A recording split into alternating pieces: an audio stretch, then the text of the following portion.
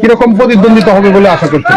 না, প্রতিদ্বন্দ্বিতা তো আমরা শত্রুকে তো আমরা কোনো সময় ছোট করে দেখি না, প্রতিপক্ষ তো প্রতিপক্ষই। তা আমরা আশাবাদী যে যেহেতু দীর্ঘদিন আমরা এলাকার মানুষকে নিয়ে কাজ করছি, আমার দলের সহকর্মীরা যারা আছে প্রত্যেকে আমরা এলাকার নেত্রী আন্দোলন সংগ্রামে আমরা ছিলাম। বিগত আন্দোলন সংগ্রামে আমাদের দল বাংলাদেশ জাতীয়তাবাদী দল সবসময় পূর্বদলাতে আমাদের অগ্রণী ভূমিকা রেখেছি। ইনশাল্লাহ আশাবাদী মানুষ দেখেছে যে আশাবাদী যে 12 তারিখ নির্বাচনে এলাকার মানুষ আমাদের পক্ষে থাকবে ইনশাল্লাহ। ওই প্রার্থীর বিরুদ্ধে কি কোনো আপনার অভিযোগ আছে, তা ওরা আচরণ বিধি লঙ্ঘন করছে কিংবা অন্য কোনো কিছু? আচরণ বিধি লঙ্ঘন করছে কি করছে না এটা আমাদের দেখার বিষয় না, তো এটা তো প্রশাসন দেখবে।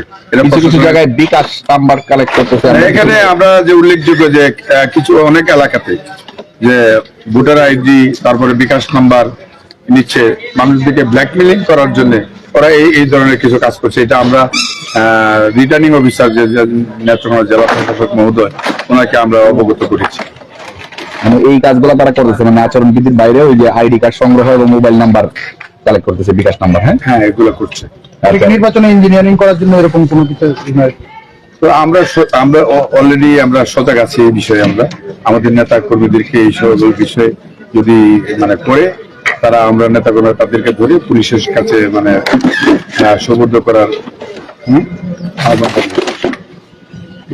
আচ্ছা, ঠিক আছে। প্রোগ্রাম যদি একটা মিনিট চলে তাহলে আমরা আর